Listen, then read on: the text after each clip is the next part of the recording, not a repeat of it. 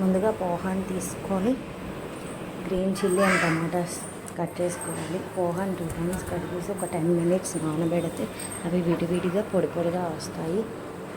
ఆ పోహా అనేది చాలా విడివిడిగా ఉంటుంది. ఇప్పుడు ఒక ప్యాన్లో ఆయిల్ వేసి శనగపప్పు, పెసరపప్పు వేసుకొని బాగా వేగాక పచ్చిమిర్చి, జీలకర్ర, ఆవాలు, కరివేపాకు వేసుకొని అవి బాగా ఫ్రై అయ్యాక ఇప్పుడు కట్ చేసిన టమాటోస్ మనం వేసుకుంటాం. అవి బాగా వేసి కాసేపు మూత పెట్టి మగ్గనిస్తే దాన్ని సిమ్లో ఉంచితే అప్పుడు పప్పు తీసి సాల్ట్ తగినంత పోహా తగినంత సాల్ట్ వేసుకోవచ్చు. వేసి దాన్ని మిక్స్ చేసి పోహాని వేసేస్తాం. పోహాని వేసి బాగా కలిపిస్తే మనం దీంట్లో క్యారెట్ కూడా వేసుకోవచ్చు. గ్రేవీ కావాలి అనుకుంటే గ్రేవీ మనం దీన్ని బాగా కలిపేసి ఇప్పుడు లాస్ట్లో మనం స్టార్టింగ్ కొంచెం బాయిల్లో వేసుకొని వేపుకొని ఉంచి లాస్ట్లో వేస్తే కొంచెం టేస్ట్గా ఉంటుంది. అందుకే వేయించిన పన్నీర్ తీసుకొని అది వేసి మొత్తం ఒకసారి బాగా కలిపేయాలి.